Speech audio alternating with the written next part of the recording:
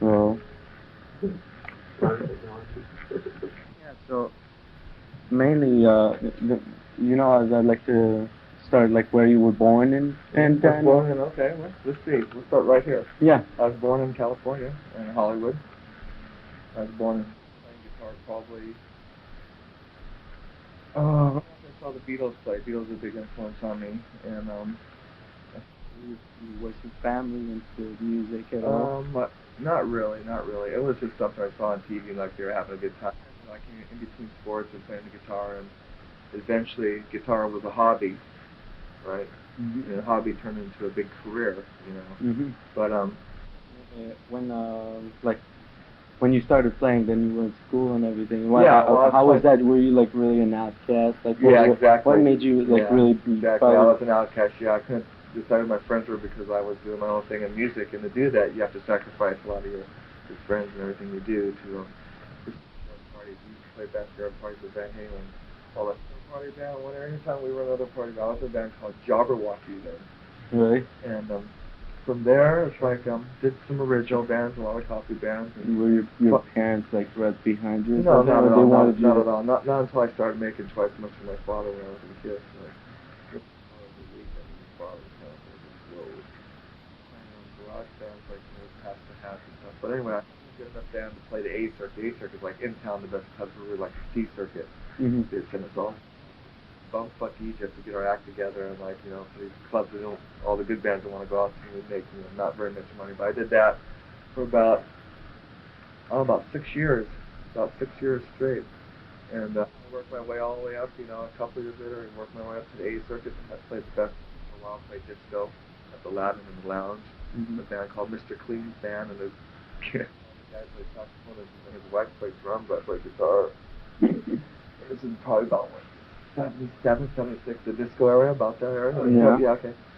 And then a couple of years later, and I lived in Nashville for a while and played country western, And all these times I'm having different haircuts all the time. And I was playing teaching for a while. I started teaching after my last days in the club. I didn't want to play the clubs anymore. I was getting slow. This is when I was about 25 now. I decided I didn't want to play clubs anymore, so I started teaching.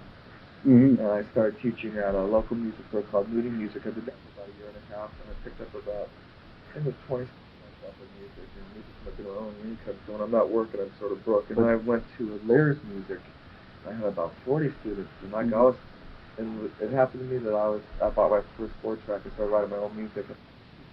So that's when you started writing for the first time? I was writing before, but it was like, it wasn't serious as now, because now it's like I've had a taste of I've had so much playing everybody else's songs. I must have played 3,000 or 4,000 songs of anybody else's, in those days. I had a lot of roots and a lot of influences there. My melting pot, but I had my own style now, okay, so I want to do my own thing. So I had a 4-track, started writing stuff, and I started making demos, but I never thought much of them. But anyway, it got to the point where I was teaching teachers how to play. They wouldn't say they were teachers, but I find out when they leave. Yeah, I was a teacher from another store down the street. Mm-hmm. That kind of got me pissed off, and I started teaching rock stars. I said to myself, well, I don't know if I want to be teaching very much longer, so I started making demo tapes. I got a manager and started making demo tapes and sending them to bands. So how'd you get your first manager? How did you get into all this? It's just a friend. It's a friend had some money. Same thing. I've gone through about 4 managers like that. Let's see. No, that's part of it. Let's not jump a few things. First, like when you started writing, did you well, obviously, like you learned with experience, The stuff I was writing wasn't I had a lot of commercial experience, but the stuff I was writing is like the Guitar Hero stuff. Like I can play all these different types of styles. Okay, you name the style, I can play it. Maybe it still is. And Mike listened to it. He was floored. He put me in the issue, I guess. And this was like about another year, and then I decided to make a demo tape. I sent it to Travis because at that time, what's his face? Just before Doc McGee was doing Bon Jovi, the Scorpions, the Motley Crue. He was doing like Pat Travis. I said, "Oh, come on, Doc, and me." First he said that. Yes. And this is before they did the 9-0. I listened to their album. I listened to the parts and went, God, they ripped that right off of my tape. When I sing The Lonely Heart and stuff, I even got the tape. I'm going, wow. I sent one to Geddy Lee because he was going to do a solo album at the time with Break Off a Rush. I sent about 8 tapes out. I sent one to Kiss. Yeah. And well, the rest is kind of history.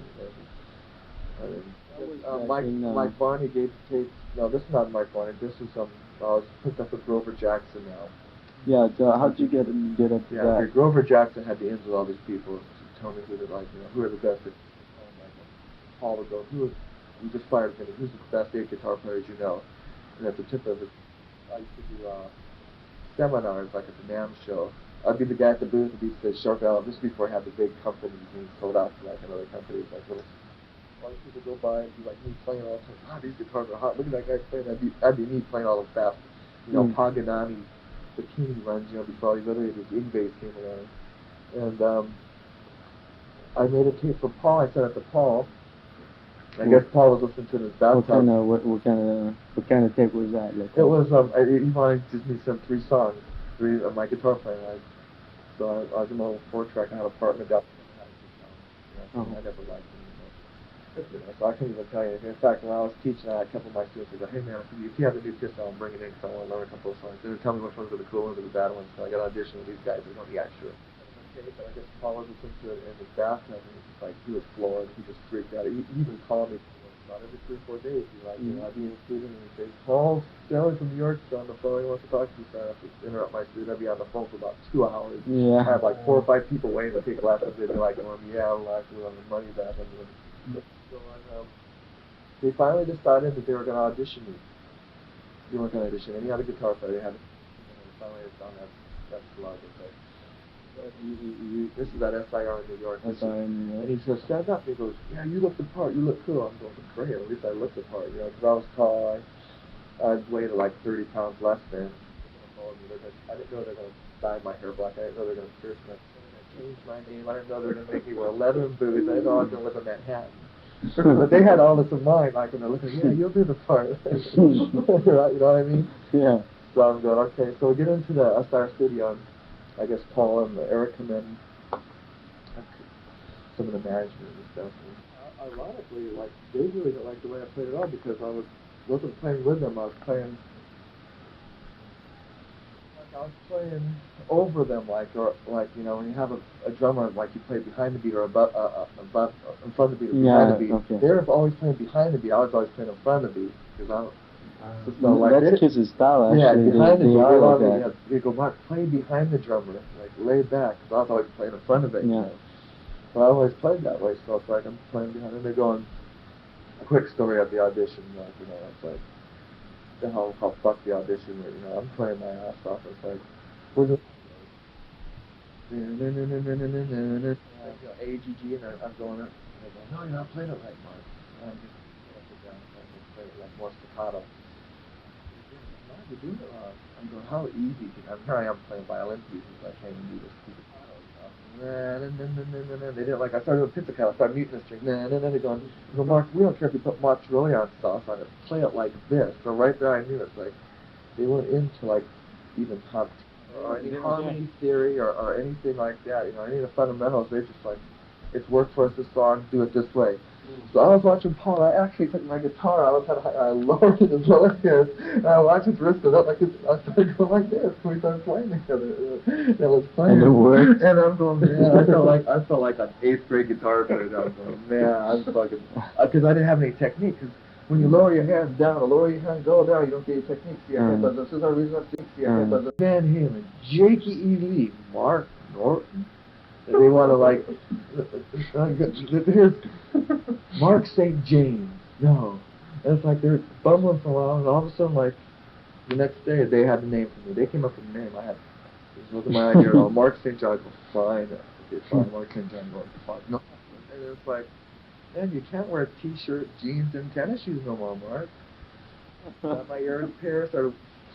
Gene bought me my first pair of leather pants, just like he bought David Ross' first pair. Yeah, Mark, I bought David Lee Ross' first pair, too. Okay, here's, after being a surfer in Newport Beach all the time, Yeah. Because one of the beaches right there, like music and it's like I was in. How old were you, like, I was 27, going on 28 when I was in Kiss.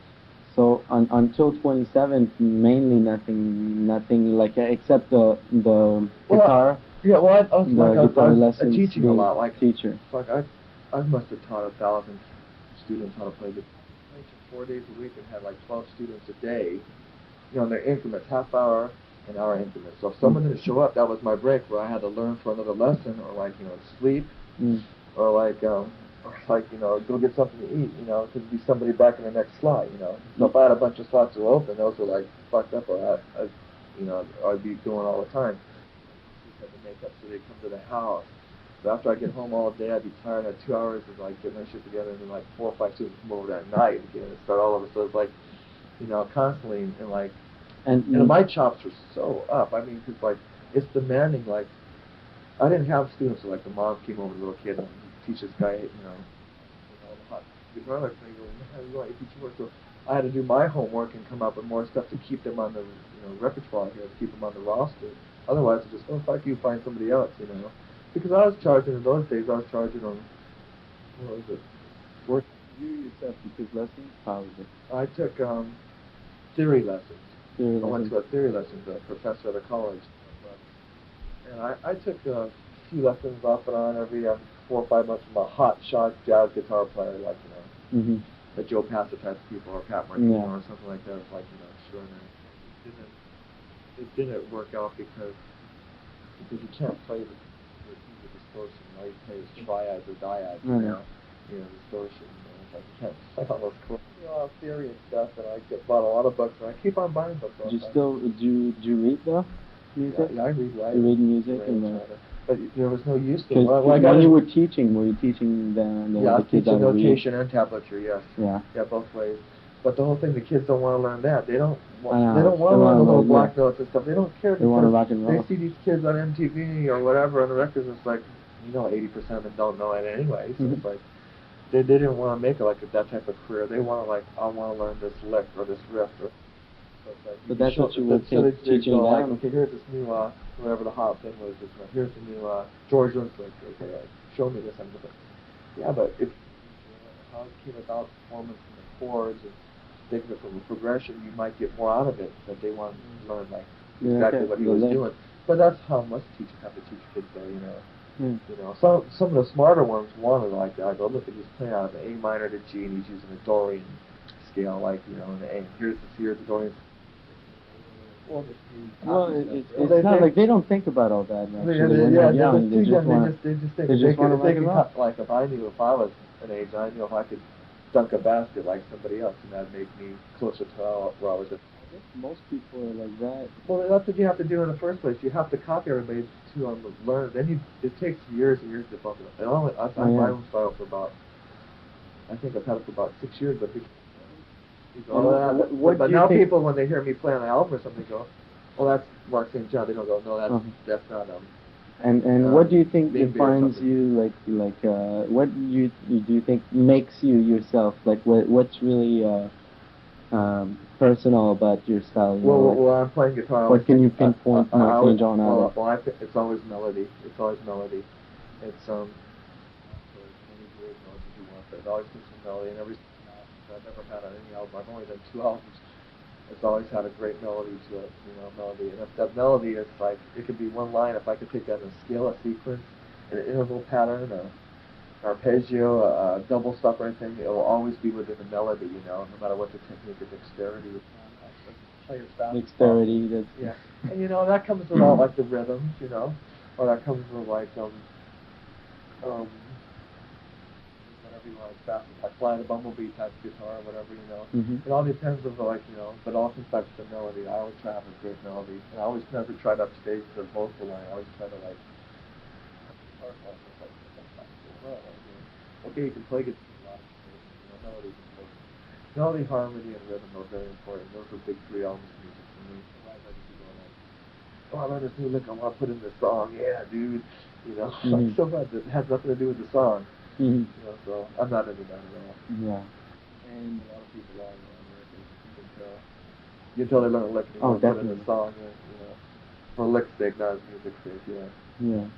But that's pretty much what I was saying earlier about this NAMM show thing, you know, all those guitar shows, you know, the MI students thing, you know, this whole mom's team trip, Yeah, yeah. like trying to know every little detail, and that's like, Yeah, and the whole it's thing, not, it's so unoriginal. the kids don't understand. It's like they'll never be another one of those because there's no market for it. Exactly. Right now, like I don't mean to put it down. He's a great guitar player, but he doesn't sell enough albums. His record company's young. His manager split on him with money. He goes through members like fucking I go through a girlfriend. It's like fucking I go through a girlfriend. It's like he's having a hard time. It's like his tours never work. It's like he could be the people like him like the late '70s, like your McLaughlins, your Dinolas, all those big people. They just they don't want to be in a cult thing. You just can't do that. Well, get away with it. I wonder if he actually does get away with it because he's known by most of the people that are into that thing, but I don't think that on a wide scale he's selling, and I don't think I don't see normal people dancing, people that go dancing by so it's like. It's just musicians, really. Yeah, what I want to get back to what I was so then like you auditioned for Kiss, it pretty much worked. Then you went to New York. You started to change you. How did they come about to that? Like did they simply tell you you're gonna have to do this because of a contract, or was it? Well, I hadn't even signed the contracts then. I was in the studio recording the album. I didn't even sign any contracts. It was just like they were still giving me my money. I lived there, so I was staying at the Norfolk Plaza for about 6-7 weeks.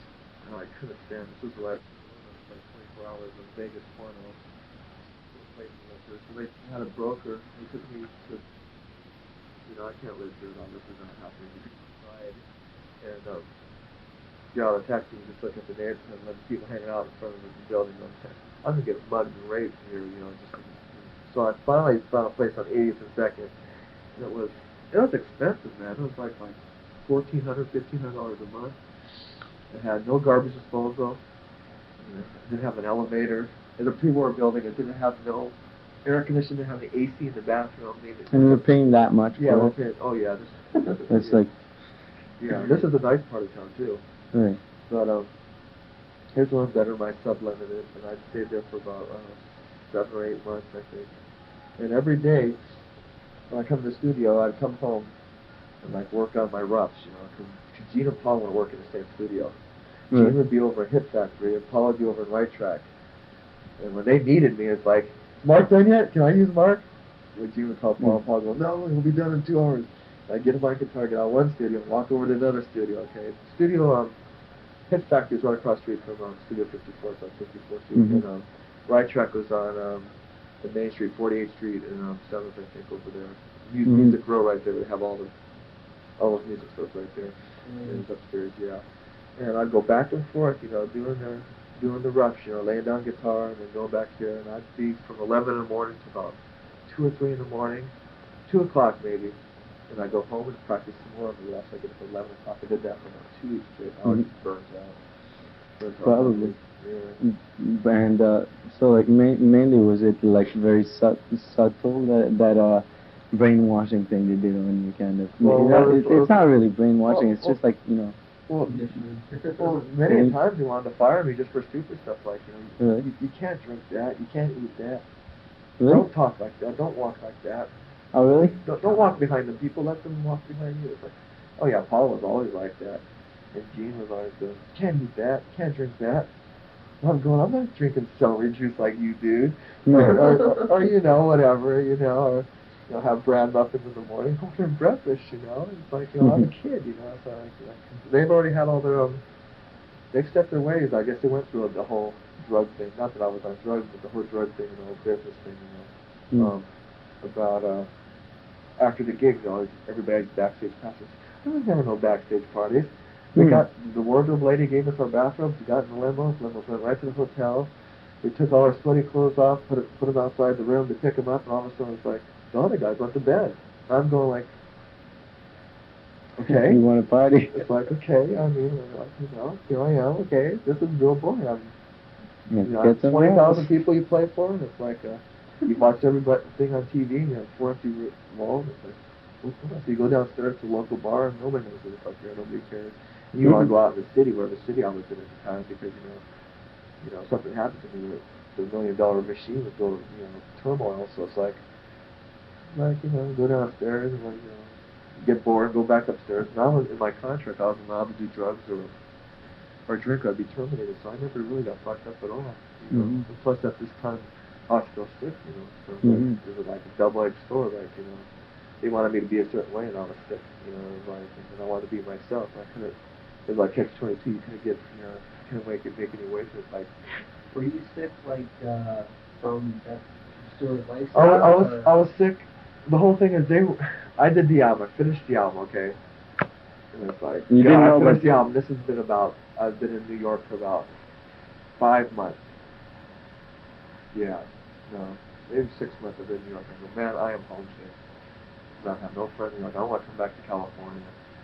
And they go, no, you can't. So finally I said, okay, you can go back for 2 weeks, then we're going to Europe.